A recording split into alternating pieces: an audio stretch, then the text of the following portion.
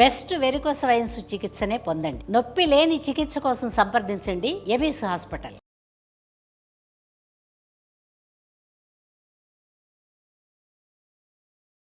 ఎందుకు ఫోన్ చేస్తున్నావు అసలు నువ్వు? నాకు నేను ఇచ్చిన అమౌంట్ నాకు తిరిగి ఇచ్చేసి ఇంకా నాకు కాల్ చేయొద్దు. కాల్ చేయొద్దంటే ఏంది అసలు?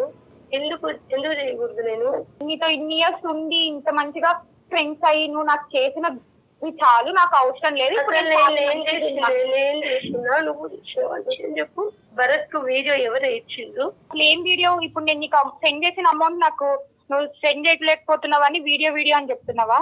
అదే అమౌంట్ గురించి మాట్లాడకే తల్లి, నేను సెండ్ చేస్తా, నీకు తెలియదా అని. భరత్ కు నువ్వు వీడియో ఇయ్యలేదా? అసలు భరత్ నాకు సంబంధం లేని వీడియోస్ లో అంతా నువ్వు నన్ను తీసుకొని రావద్దు. నాకు సంబంధం లేని మ్యాటర్స్ లో అంతా నన్ను నువ్వు ఇన్వాల్వ్ చేయొచ్చు. మళ్ళీ చెప్తున్నాను, ఇప్పుడు నాకున్న లైఫ్ వినవే. ఇన్ని రోజులు నేను నోరు ఎందుకు ఎత్తదో తెలుసా? మాట్లాడిన తర్వాత ఏం జరిగిద్దో నేను టెన్షన్ తోటి నేను నీ దగ్గర మాట్లాడలేకపోయింది. హలో సునీత, నా పేరు ఎవరే అనుష? ఎవరిని కాన్ఫరెన్స్ లో పెట్టావు? వినవే, ఫస్ట్ ప్రతి దానికి అరుస్తూనే ఉంటావు. ఒక్క నిమిషం కొంచెం నేను చెప్పేది వినండి. డాక్టర్ కళ్యాణ్ చక్రవర్తి గారు, నేను జయనమ్మ అందమైన జీవితం ప్రోగ్రాము సుమన్ టీవీ నుంచి. మీ ఫ్రెండ్ మా దాకా వచ్చి స్టూడియో దాకా వచ్చి నేను చచ్చిపోతానని చెప్పి ఏడుస్తుంటే నిన్ను లైన్లోకి తీసుకున్నాం తల్లి, వేరే ఏం కాదు. మీ ఇద్దరి మధ్య ఉన్న చిన్న సమస్యను మాట్లాడదామని చెప్పేసి డాక్టర్ గారు కూడా ఉన్నారు. ఒక్క నిమిషం కొంచెం మాట్లాడమ్మా. అమ్మ సునీత, 2 నిమిషాలు టైం ఉందా? అపాయింట్మెంట్ ఇవ్వగలరా మాకు? చెప్పండి సార్. నమస్తే సార్, చెప్పండి. నమస్తే అమ్మ, థ్యాంక్ యూ. ఆ మాత్రం మర్యాద నీ దగ్గర ఉంది కాబట్టి మేము చెప్పేది కూడా నీకు అర్థం అవుతుందని మేము అనుకుంటున్నాం. చనిపోవాలి, ఏ రైల్వే ట్రాక్ మీదకి వెళ్ళు నిలబడాలి అనేటటువంటి ఆడపిల్ల ఈరోజు మా దగ్గరకు వచ్చి మా శరణం కోరుకుంటూ, మా హెల్ప్ కోరుకుంటూ ముందుకొచ్చింది. ఫస్ట్ మేము అందరం అదే హర్షించేటటువంటి అంశం.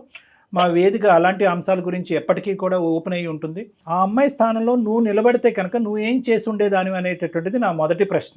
రాజేష్ అనేటటువంటి వ్యక్తితో మీ ఇద్దరికి కామన్గా ఉండేటటువంటి ఒక ఫ్రెండ్తో తెలిసి తెలియక తొందరపడి ఆ అబ్బాయితో ఒక స్నేహపూరితంగా ఒక రిలేషన్షిప్ బిల్డప్ చేసుకుని ఆ అబ్బాయితో శారీరకంగా కలిసి మోసపోయినటువంటి ఒక ఆడపిల్ల.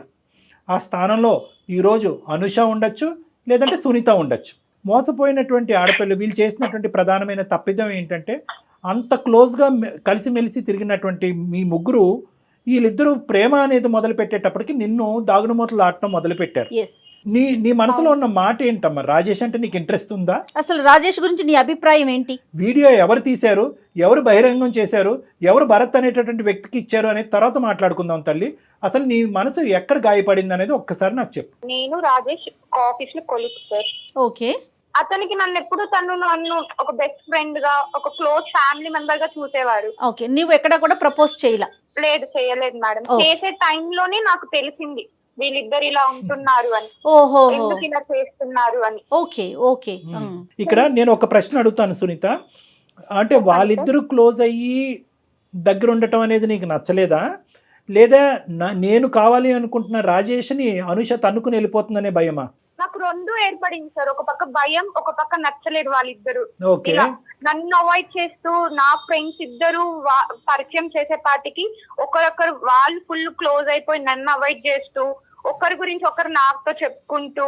మరి అడగలేకపోయావు? మీ ఇద్దరిది కేవలం ఫ్రెండ్షిప్పేనా, లేదంటే దానికి మించి ఏమన్నా ఉందా? నన్ను ఎందుకు అవాయిడ్ చేస్తున్నారు అనేది ఎప్పుడు అడిగేవా డైరెక్ట్ గా అతను గానీ ఈమెను గానీ? నేను అడగలేకపోయాను సార్. వాళ్ళిద్దరు చేస్తున్న బిహేవియర్ కి, వాళ్ళిద్దరు ఉంటున్న క్లోజ్నెస్ కి నీ డౌట్ నీకు వచ్చింది?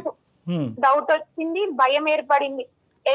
ఎక్కడ ఇద్దరిని మిస్ అవుతానో, లేదా రాజేష్ నేను ఎక్కడ అనుష వల్ల కోల్పోతానో అని భయం ఏర్పడింది. నీ డౌట్ ఎప్పుడు కన్ఫర్మ్ అయ్యింది? వీళ్ళిద్దరి మధ్యన ఫ్రెండ్షిప్ కాదు, దానికి మించే ఉందన్నది ఎలా కన్ఫర్మ్ చేసుకున్నావు నువ్వు? నీ దగ్గర ఏమైనా మెసేజ్లు దొరికినాయా, ఫోటోలు దొరికినాయా, లేదంటే ఏమైనా వీడియో క్లిప్పింగ్లు ఏమన్నా నువ్వు రికార్డ్ చేసుకున్నావా? వాళ్ళిద్దరు నువ్వు ఏదున్నా చెప్పమ్మా, నిజం పలుకమ్మా ప్లీజ్. ఇప్పటికీ కూడా నువ్వు చెడ్డదాను కాదు, నీ ప్రేమను ఎవరో తన్నుకుపోతున్నారు అనేటటువంటి కసి కోపంతో నువ్వు ఏదో ఒక స్టెప్ వేసావు అన్నట్టుగా మాకు అనుమానం ఉంది. అంటే ఒక రోజు నేను వాళ్ళిద్దరికి తెలియకుండా సీసీ కెమెరాని చెప్పేస్తుంది. ఏం చేసావమ్మా? వాళ్ళిద్దరికి తెలియకుండా ఒక రోజు అప్పుడు ఒక సీసీ కెమెరాని నేను తీసుకొని వచ్చి చిన్నగా. ఎక్కడ పెట్టావమ్మా? ఎక్కడ పెట్టావు? ఆ రూమ్ లో ఎక్కడ పెట్టావు? ఎందుకంటే ప్రేక్షకులకు తెలియాలి కెమెరాలు ఎక్కడెక్కడ పెడతారని. రూమ్ లో మేము లగేజెస్ బ్యాగ్స్ అన్ని పెట్టిన చోట తెలియకుండా ఆ బ్యాగ్ కి చిన్న పైన పెడతాం కదా సార్ బ్యాగ్స్ అన్ని. సో ఎవరికి తెలియనటువంటిది ఫోకస్ మాత్రం బెడ్ మీద పెట్టి మరీ పెట్టావు అంతేనా? ఇంత అలవాటు ఎక్కడ వచ్చిందిరా నీకెలా వచ్చిందమ్మా ఈ ఐడియా? ఎవరన్నా చెప్పారా, లేదంటే నీకే తట్టిందా, లేదంటే ఇంతకుముందు ఏమైనా అనుభవం ఉందా ఇలాంటివి? అలాంటివి ఏం లేదు సార్. అంటే నేనే నాకే అంటే కొన్ని యూట్యూబ్ లో చూసి ఇలా ఎలా చేస్తారని. ఏమో అనుష వింటున్నావా? వింటున్నాను సార్. ఏంటి ఇదేనా నువ్వు నాకు ఇచ్చిన వాల్యూ, ఇదే నా ఫ్రెండ్షిప్ ఇచ్చిన వాల్యూ? ఎందుకే ఇంత పని చేసినావు అసలు డైరెక్ట్ గా అడిగితే అయిపోతుందే కదా చూసుకుని. నువ్వు చేసిన అన్యాయం కన్నా నేను చేసింది చాలా తప్పు. నేనేమని చేసింది? నువ్వు నన్ను డైరెక్ట్ చెప్పుకోవచ్చు కదా, రాజేష్ అంటే నాకు ఇష్టం అంటే నేను ఎందుకు ఇది చేస్తాను? ఫస్ట్ నీకే కదా తన ఫ్రెండ్. ఇన్ని సంవత్సరాలు నువ్వు నెగ్లెక్ట్ చేసి అతను నాకు ప్రపోజ్ చేసిన తర్వాత నువ్వు ఇట్లా చేయడం కరెక్ట్ అని. అయినా అవన్నీ కాదు. నేను చెప్పాను కదా, నాకు నా అమౌంట్ నాకు సెండ్ చేసి నాకు ఆఫీస్ లో చాలా పని ఉంది. మళ్ళీ నీ అమౌంట్ దగ్గరికి వెళ్ళిపోతున్నావు. మేము డైరెక్ట్ గా సూట్ అయిన ప్రశ్నలు అడగగానే నువ్వు 30,000 దగ్గరికి వెళ్ళిపోతున్నావు. నీ డబ్బులు ఇచ్చేస్తుంది. నీ డబ్బులు ఇప్పటి వరకు ఇవ్వకపోవటానికి కారణం ఏంటంటే కనుక ఎప్పుడైతే కనుక డబ్బులు ఈ అమ్మాయి నీకు ఇచ్చేస్తుందో అక్కడి నుంచి తెగదెంపులు అయిపోతాయి. నువ్వు ఇంకెక్కడో తెగిన గాలిపటంలాగా ఎక్కడెక్కడికో ఎగిరిపోతూ ఉంటాయి. ఈ అమ్మాయి పరిస్థితి ఇంకా ఆగమ్య గోచరం కాబట్టి ఈ అమ్మాయి 30,000 నీకు ఇవ్వలేదు అని అంటుంది. 30,000 ఇవ్వడానికి ఇక్కడ ఏమీ సంకోచం లేదు, ఏమీ లేదు. సరే, వీడియో వరకు తీసావు. వీడియో తీసి ఏం ప్రూవ్ చేయాలనుకున్నావు? అంటే నేను వాళ్ళు ఏం చేస్తున్నారో నాకు తెలియకుండా ఏం మాట్లాడుకుంటున్నారు, వాళ్ళ రూమ్ లో ఎలా ఉంటున్నారు అనే ఒక ఉద్దేశంతోనే నేను అలా చేశాను సార్. మాటలే కాదు ఇంకా చండాలం అంతా చూసావు. కానీ నేను అడిగేది ఏంటంటే ఆ వీడియోతో ఏం చేద్దాం అనుకున్నావు? తెలిసిపోయింది వాళ్ళిద్దరి మధ్యన కేవలం ఫ్రెండ్షిప్ కాదు రిలేషన్షిప్ ఉందని తెలిసిపోయింది. అమ్మాయికి ఓన్లీ తెలుసుకోవాలి అంతే ఏం జరుగుతోందని. తెలుసుకున్నావు, తర్వాత భద్రపరుచుకున్నావా? లేదంటే రాజేష్కి కానీ అనుషకి కానీ వచ్చి ఇదిగో మీ వ్యవహారం ఇలా నడుస్తుంది, రాజేష్ మీద నాకు ఇంత ప్రేమ ఉంది, నా ప్రేమను నువ్వు ఎరగొట్టావు, ఇంత మోసం చేసావు, ఈ వీడియో ఇది ప్రూవ్ చేయడానికి నేను చేశాను, ఇదిగో మీ వీడియోతో మీరిద్దరు తగలడండి అనేది అన్నావా అప్పటికైనా? లేదు సార్. మరేం చేసుకున్నావు?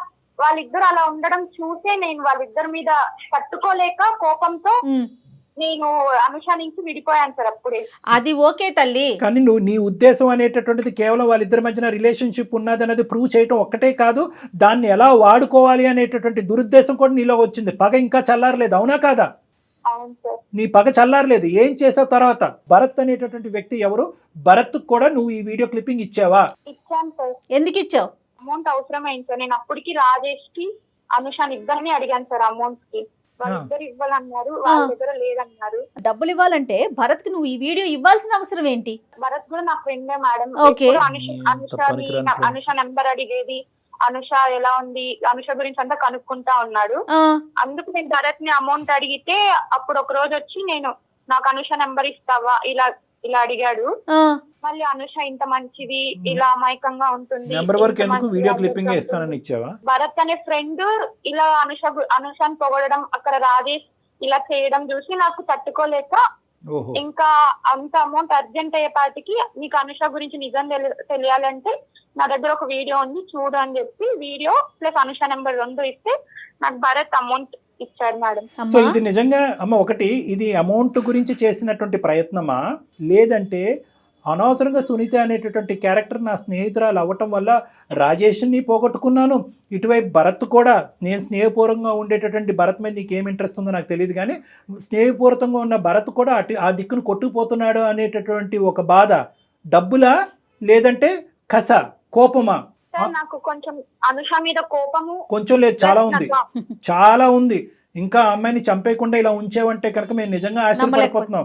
నిజంగా ఏంటంటే ఇలా ఒక ఆడదాని ఒక శీలాన్ని లేదంటే ఇటువంటి ఒక పవిత్రమైనటువంటి ఒక ప్రైవేట్ లైఫ్ ని ఇలా బహిర్గతం చేసేదానికంటే కొద్దిగా విషం కలిపి చంపేస్తేనే బెటర్ ఏమోనమ్మా. కానీ అసలు నదురు బదురు లేకుండా ఎంత చక్కగా చెప్తున్నావమ్మా నువ్వు, భయపడకుండా. సో ఇక్కడ ఏంటంటే సిగ్గు కూడా పడట్లేదు. నువ్వు 80,000 అనేటటువంటి సబ్జెక్ట్ తీసుకొచ్చేటప్పటికి మాకు ఇంకొక ఆలోచన వచ్చింది. ఏంటంటే కనుక ఇది కేవలం పగ తీర్చుకోవటానికి కాదు, డబ్బులు రాబట్టుకోవటానికి ఇటువంటి దారులు నువ్వు ఇంతకు ముందే నీకు అలవాటేమో అని నాకు భయం వేస్తుంది. ఇంకా ఎంతమందికి ఇచ్చావు? నేను ఎవరికి ఇవ్వలేదు మేడం. నేను అనుష మీద కోపంతోనే ఒకటి నాకు ఇష్టమైన రాజేష్ ని దూరం చేస్తుందని, ఇంకోటి భరత్ కి అనుష మీద ఇంట్రెస్ట్ ఉందని కేవలం డబ్బుల కోసమే నేను ఇలా చేశాను. బాగుంది, చాలా డబ్బులు నీట్ గా తీసుకున్నాను. చెప్తున్నావు.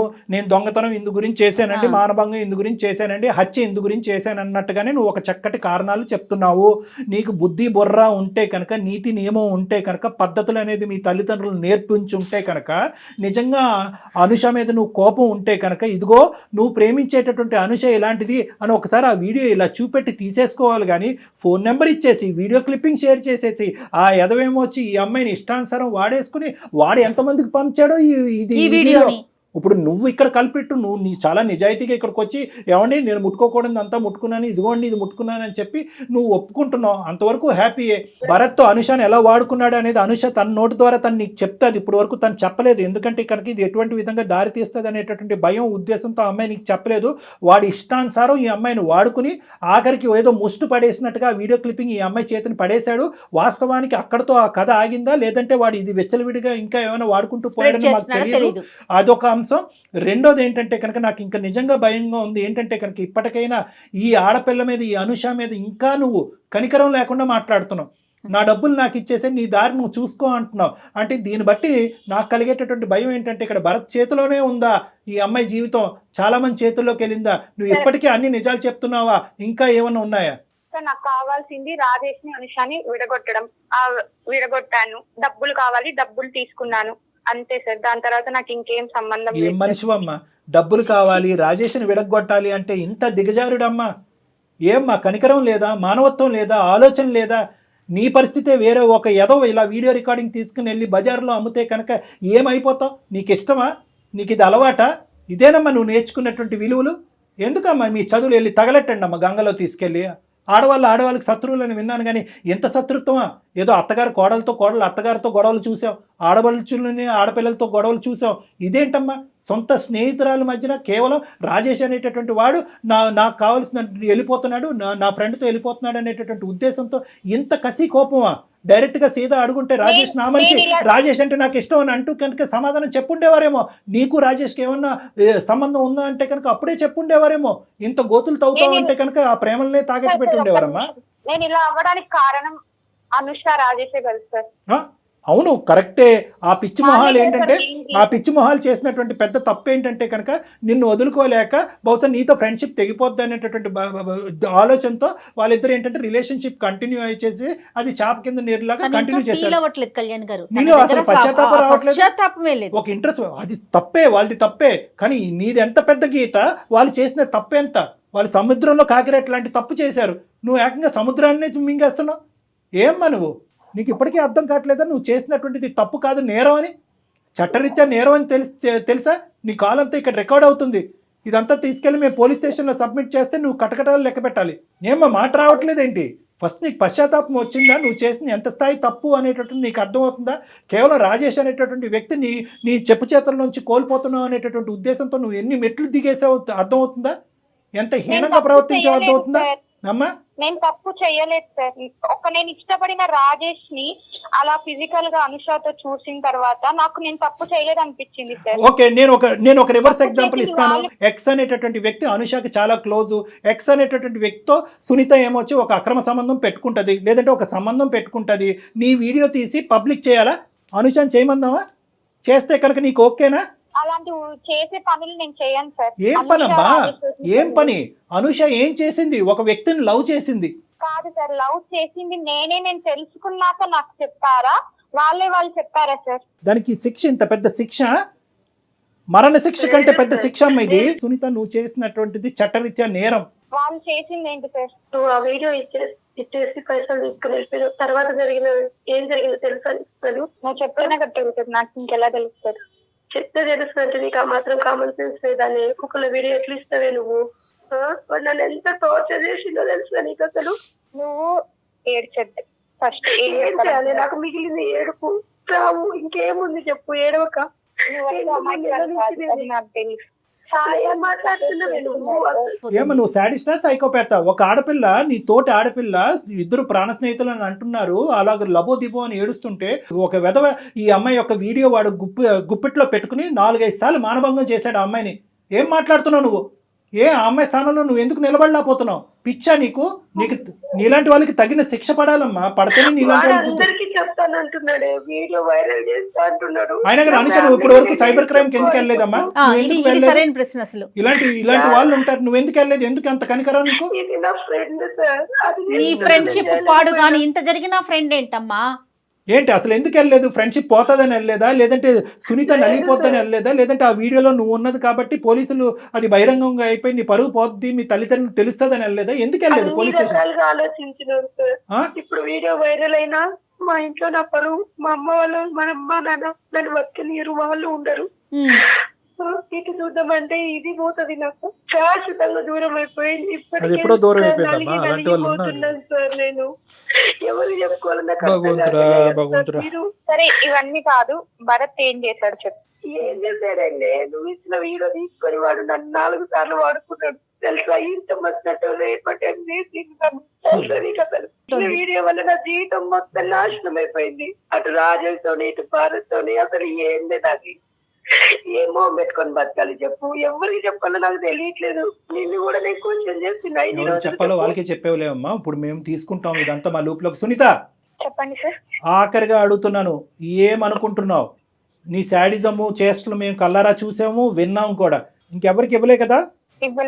సరే, మేము పోలీస్ స్టేషన్, మేము పోలీసులం కూడా కాదు, ఇది లెక్క తేలవలసిన చోట లెక్క తేలాలి. కానీ ఇప్పుడు కూడా నువ్వంటే కనుక మాకు ఎటువంటి జాలి రావట్లేదు, నీలో ఎటువంటి మమకారం కూడా లేదు అనేటటువంటిది మాకు కులంకుశంగా అర్థమైపోయింది. ఇప్పుడు ఈ శిక్ష పడతాది అని మేము అంటాం, కటకటాలు ఖచ్చితంగా లెక్క పెడతావు నువ్వు. ఎందుకంటే సైబర్ క్రైమ్ వాళ్ళు ఇంత సార్ నేను ఒక ఆఫీస్ లో వర్క్ చేస్తున్నాను, ఇప్పుడు నేను హ్యాపీగా ఉన్నాను సార్. అమ్మాయి వర్క్ చేయట్లేదా? నువ్వు ఒక్కదానివే వర్క్ చేయాలి జీవితంలో, ప్రపంచంలోనే. నువ్వు ఒక్కదానిదే జీవితం, నీ ఒక్కదానిదే శీలం, నీ ఒక్కదానిదే ప్రైవసీ. వేరే ఆడవాళ్ళు ప్రేమించకూడదు, నువ్వు చూసినటువంటి మగాడి వైపు వేరే ఆడవాళ్ళు చూడకూడదు. నువ్వు ప్రేమిస్తున్నావు అన్నట్టుగా ముందే వాళ్ళు ఊహించుకుని, అమ్మో ఇది సునీత టెరిటరీ, నేను ఎంటర్ అవ్వకూడదని అందరూ జాగ్రత్తగా ఉండాలి. నీకు మెంటలా అమ్మా? నీకు తగిన శాస్తే జరుగుతుంది. ఈ చల్లబల్లు కబుర్లు ఏమీ వద్దు. ఎందుకంటే విను విను విను విను నువ్వేమి ఇప్పుడు పశ్చాత్తాపం పడక్కర్లేదు. ఎందుకంటే నీ పశ్చాత్తాపం ఏమైంది? ఆ అమ్మాయిని వాడు 100 సార్లు వాడుకున్నాడమ్మా భరత్తోడని అంటే కనుక, అనుష అసలు భరత్ ఏం చేశాడు నీతో చెప్పు అంటే చెప్పాలి. అప్పుడు పబ్లిక్ ప్లేస్లో నన్ను ఇలా వాడుకున్నాడు అలా వాడుకున్నాడని. నీకేమైనా కనికరం ఉందా, ఆలోచన ఉందా, బుద్ధి ఉందా, జ్ఞానం ఉందా? అనుష లైఫ్ లో ఇంత జరిగిందని నాకు తెలియదు సార్. వీడియో క్లిప్పింగ్ ఇస్తే నీ చేతుల్లో ఎక్కడ ఉందమ్మా? బ్రహ్మాస్త్రం ఆడి చేతిలో పోయింది కదా, జీవితం కాస్త వాడి చేతిలో పోయింది. అతను ఏదో చేసే విషయం పక్కన పెడదాం, ముందు అసలు వీడియో బయటకు వెళ్ళిపోయిందా, పబ్లిక్ లోకి ఇచ్చేసావు కదా నువ్వు, అది తప్పు కాదు. డబ్బుల కోసం ఒక్కటే ఇలా మాట్లాడకమ్మా, డబ్బుల కోసం ఇలాంటి పనులు చేశానంటావు. చదువుకున్న ఒక్క నిమిషం, ఇది అందమైన జీవితం పరిధిలోంచి బయటకు వెళ్ళింది. I'm sorry to say this. ఎందుకంటే ఇక్కడ నువ్వు ఒక్కదానివే కల్ప్రిట్ కాదు. భరత్ అనేటటువంటి వాడు ఆ అమ్మాయి మీద 4-5 సార్లు మానభంగం చేశాడు. సో వాడి మీద కేసు పెట్టవలసినటువంటి అవసరం ఉంది. మేము ఇప్పుడే అనుష సపోర్ట్ తీసుకుని మేము డైరెక్ట్గా సైబర్ క్రైమ్లోని షీ టీమ్స్లోని మేము కేసు పెడతాము.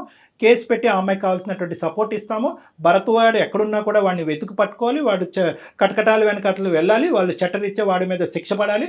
దానికి తోడు దీనికి మూల కారణమైనటువంటి ఎవరున్నారు అంటే కనుక దాని మూల కారణం సునీత ఉంది అనేటటువంటి విధంగా పోలీసులు కూడా వాళ్ళ యొక్క దర్యాప్తులో భావిస్తే కనుక అప్పుడు నువ్వు కూడా చిక్కుల్లోకి వెళ్ళినట్టే. ఎందుకంటే దీనికి మేము చేసేది ఏం లేదమ్మా, ఇదంతా రికార్డ్ అయింది. ఇది మేము క్షమించేస్తే నిజం ఒప్పుకున్నా చట్టం చేసేటటువంటి చట్టం చేసుకుంటూ పోతుంది. రేపొద్దున పోలీస్ స్టేషన్ పరిధిలో కానీ న్యాయ పరిధిలో కానీ బహుశా అనుష ఏమైనా కనుకరించి నీకేదైనా జీవితాన్ని ప్రసాదించాలి అని అనుకుంటే కనుక అది వేరే విషయం ఏమో. కానీ ఇదైతే మాత్రం ఇది మా బాధ్యత.